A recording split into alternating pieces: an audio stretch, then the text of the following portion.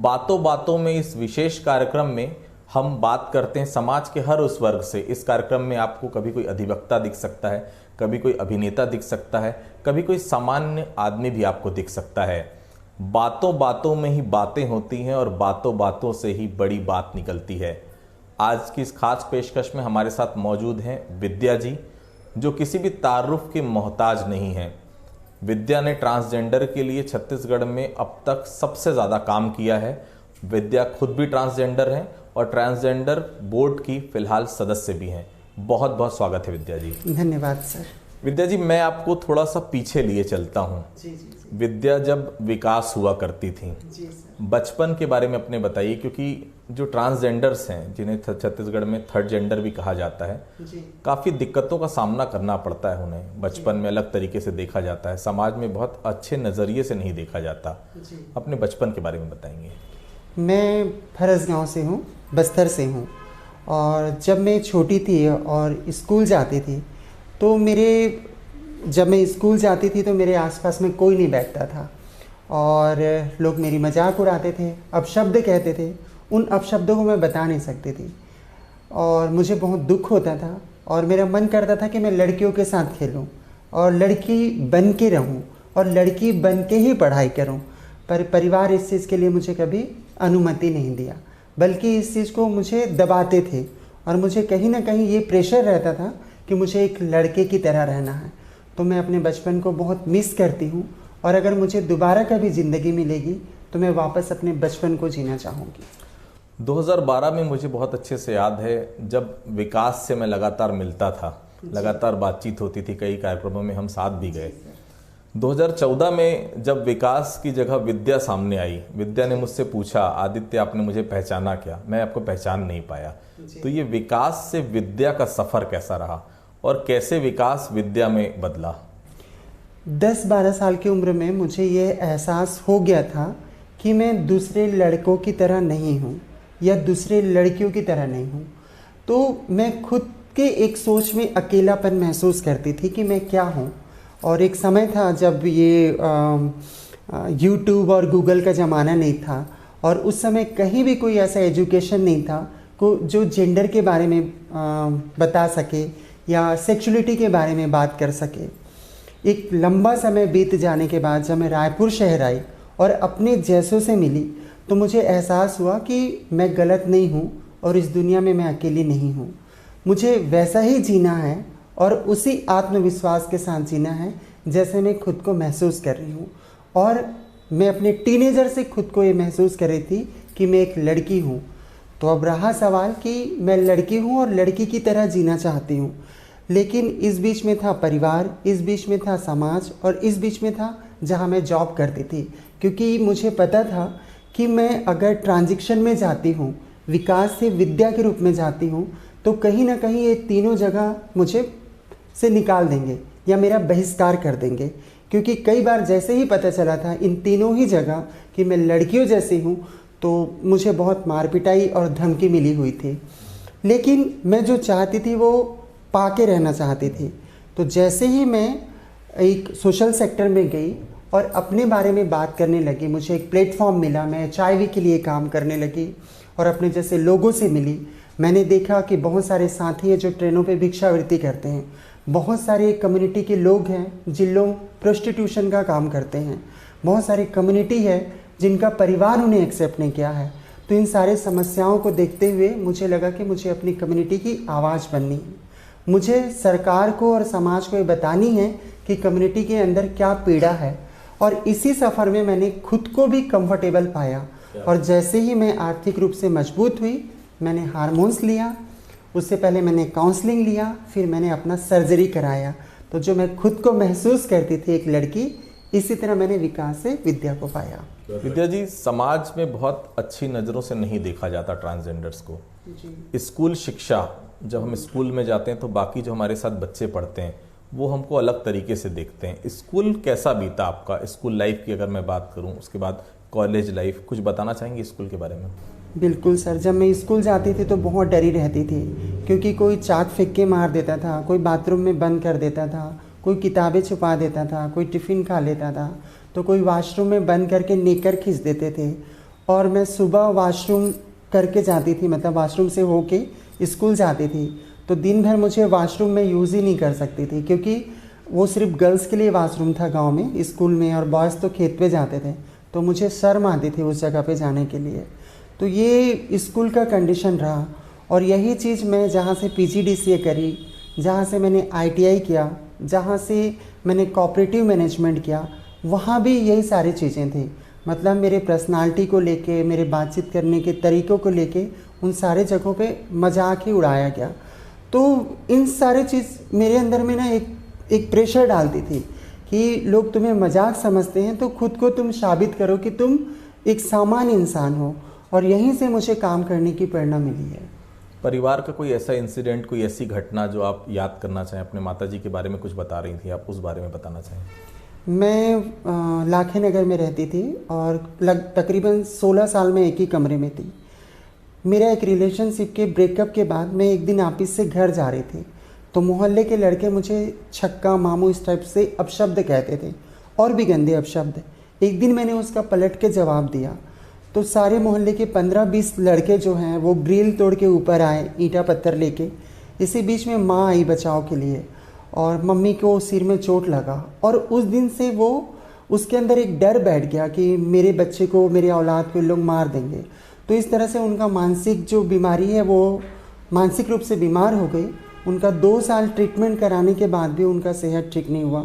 तो मेरे लिए एक बहुत इमोशनल लॉस था, क्योंकि मेरा शुरू से सपना था कि मैं किसी तरह फाइनेंशियली ठीक ठाक होके मैं अपनी मम्मी का केयर करूं, पर वो मुझे बीच में ही छोड़ के चली गई।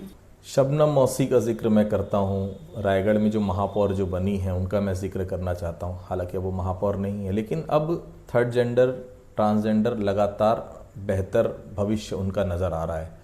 मैं वीना का भी जिक्र करूंगा जो ब्यूटी क्वीन बनी आपकी कम्युनिटी से। एक छत्तीसगढ़ी फिल्म में उन्हें मेन लीड रोल भी मिला। कहाँ देख रही हैं आप 10 साल पहले के ट्रांसजेंडर और आज 2022 के ट्रांसजेंडर को? मैं खुद को भाग्यशाली मानती हूँ, क्योंकि, और आप भी, क्योंकि हमने परिवर्तन को देखा है। एक समय था जहाँ पे मैं किसी ऑटो में बैठती थी तो मेरे बगल वाले सीट में जो बैठा रहता था, चाहे वो मेल हो या फीमेल, वो उतर जाता था। लेकिन आज ऐसा है कि आप वीना सेंद्रे के पोस्टर को पूरे रायपुर शहर, पूरे छत्तीसगढ़ में आप देख रहे हैं।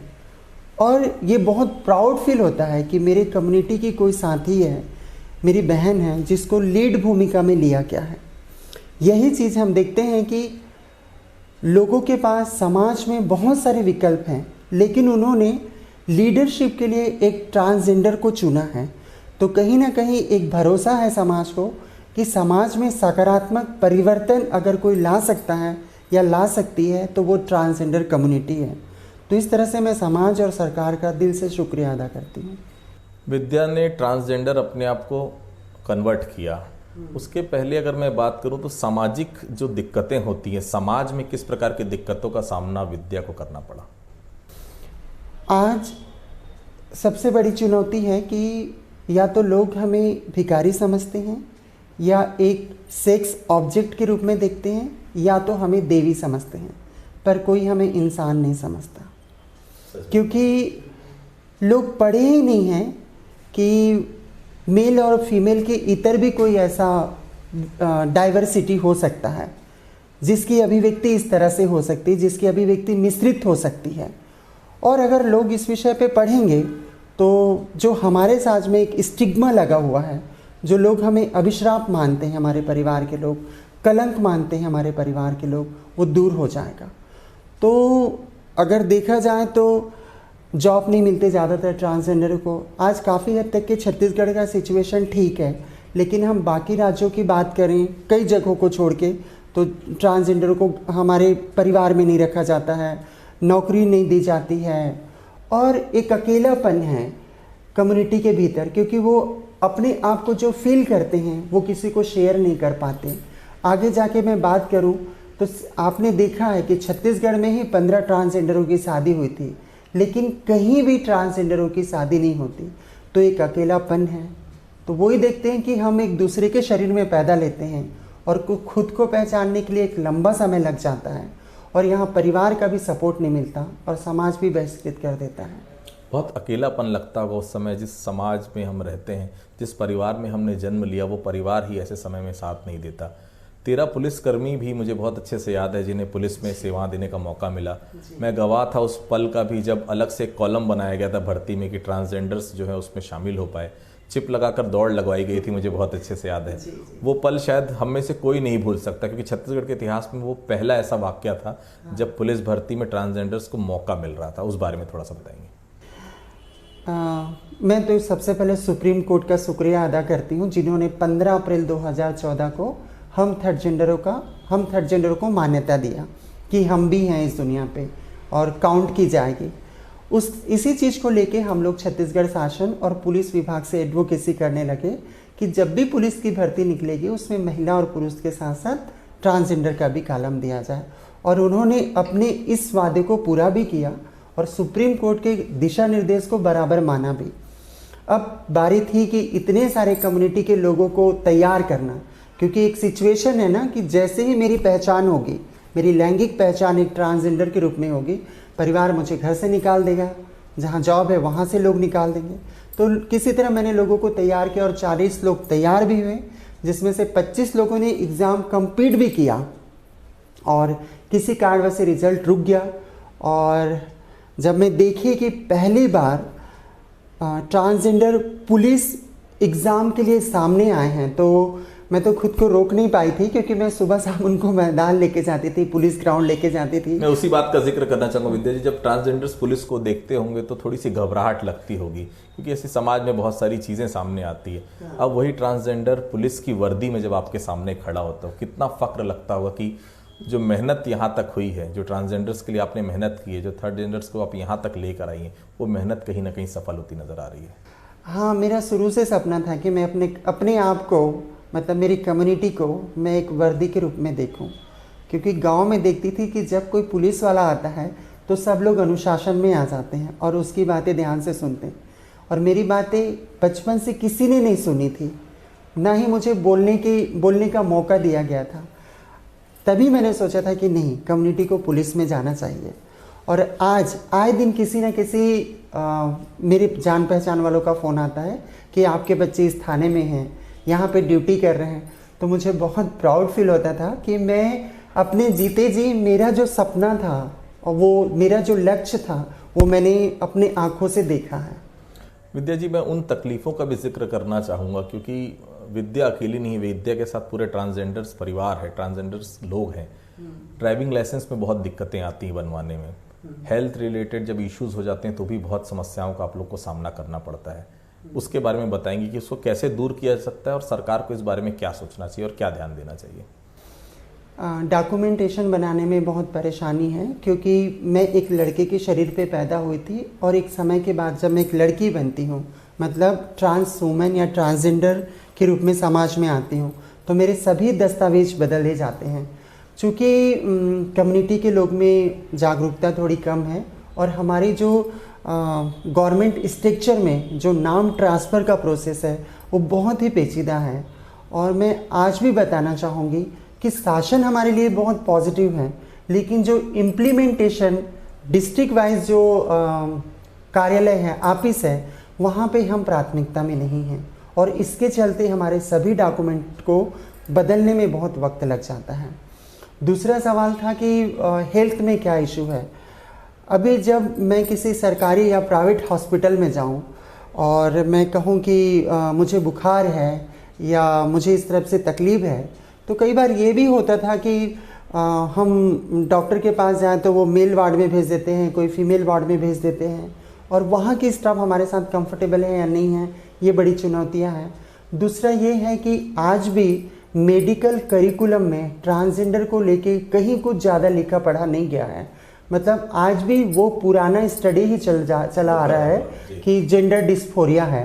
हम सर्जरी की बात करें या हम हार्मोन्स की बात करें तो कहीं कोई हार्मोन्स सरकारी हॉस्पिटल से प्रोवाइड नहीं की जा रही है, वो देना चाहिए। दूसरी चीज़ है, आपको ध्यान होगा कि 2016 में छत्तीसगढ़ शासन स्वास्थ्य विभाग के द्वारा जो सेक्स चेंज ऑपरेशन शुरू किया गया था वो सफल नहीं हुआ, मतलब ऑपरेशन सफल नहीं हुआ और हम लोग चाहते हैं कि वो ऑपरेशन प्राइवेट हॉस्पिटल में हो और मुझे ऐसा लगता है कि एक ट्रांसजेंडरों के लिए एक अलग से ही वार्ड, सेपरेट वार्ड की सुविधा होनी चाहिए। ट्रांसजेंडर्स भी एक इंसान हैं, उन्हें भी जीवन में एक साथी की ज़रूरत ज़रूर पड़ती होगी। जी विकास से विद्या, और विद्या का अब एक लाइफ पार्टनर भी, एक साथी भी है। जी। और हर ट्रांसजेंडर चाहता होगा जीवन के एक पड़ाव में आने के बाद कि उसका भी कोई साथी हो। कितनी दिक्कतों का सामना करना पड़ता है इस समय?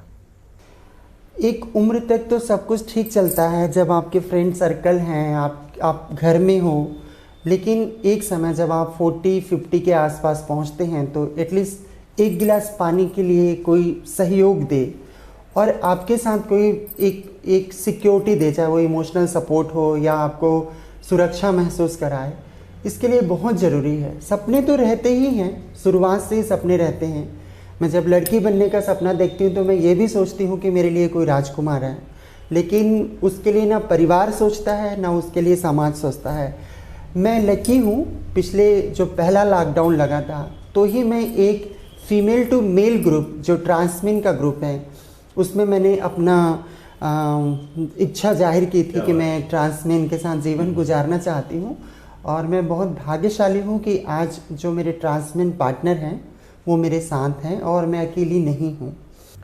जो आपके लाइफ पार्टनर हैं उनके बारे में थोड़ा बताएंगे, क्या है, कैसे उनसे मुलाकात हुई, कहाँ से ये शुरुआत हुई और कब दोनों को ये लगा कि अब हमको साथ में रहना चाहिए? जैसे ही मैंने ये लिखा कि मुझे आगे की ज़िंदगी एक ट्रांसमेन के साथ गुजारनी है और मैंने अपने एक दोस्त को शेयर किया और वो ट्रांसमेन ग्रुप में इस चीज़ को शेयर किए और मैंने अपना मेल आईडी दिया हुआ था जिसमें से 4 से 5 लोगों का मुझे मेल आया। उसमें से ये था कि मुझे सबसे बात करना था, मैंने सबसे बात किया, उनमें से जिनके साथ मैं कंफर्टेबल हुई और बात करने लगी। इसी बीच में मेरा एक सर्जरी था और मैं फाइनली रायपुर में वो सर्जरी के लिए एडमिट हुई। चूँकि मैं अकेली थी और सर्जरी के बाद कुछ प्रॉब्लम भी आ गया था तो इनसे बात करती थी और ये लॉकडाउन में आ गए। ये भी था कि अगर ये आते हैं तो हो सकता है इनको क्वारंटाइन में जाना पड़े, लेकिन शुक्र था कि उस समय थोड़ा सा मतलब थोड़ी ढील दी गई थी क्वारंटाइन को लेके और ये हॉस्पिटल पहुंच गए और ये पिछले साल आया और उसके बाद फिर कभी लौटे ही नहीं। तो इस तरह से ये सिलसिला आगे बढ़ा। राउत नाचा छत्तीसगढ़ में लोक नृत्य है। राउत नाचा के बारे में सुना होगा आपने। उसमें थर्ड जेंडर और ट्रांसजेंडर्स को बहुत महत्व दिया जाता है। ऐसी कई और विधाएं भी हैं जिसमें कहीं ना कहीं ट्रांसजेंडर्स को महत्व दिया जाता है। क्या इतना महत्व काफ़ी रहता है? बहुत कुछ किए जाने की अभी भी आवश्यकता है समाज में ट्रांसजेंडर्स के लिए। फ्यूचर अभी भी कहीं ना कहीं ये लगता है कि आप आगे बढ़कर जो ट्रांसजेंडर हैं वो भविष्य अपना कैसे बनाएंगे, कैसे बेहतर तरीके से काम कर पाएंगे। मुझे वो वाकया बहुत अच्छे से याद है जब ट्रांसजेंडर्स की शादी का अरेंजमेंट किया गया था। मुख्यमंत्री भूपेश बघेल भी वहाँ पर पहुँचे थे, उनकी माता बिंदेश्वरी जी भी वहाँ पर पहुँची हुई थी जिन्होंने आशीर्वाद भी दिया था। मैं उस समय वहाँ पर मौजूद था। सरकार की तरफ किस तरह से आप लोग देखते हैं? क्या अभी जो योजनाएं चल रही हैं वो काफ़ी हैं इस सरकार की तरफ से, और क्या बेहतर सरकार के द्वारा किया जा सकता है? मैं बताना चाहूँगी कि ट्रांसजेंडर के भीतर मतलब कला के क्षेत्र में बहुत परिपक्व हैं।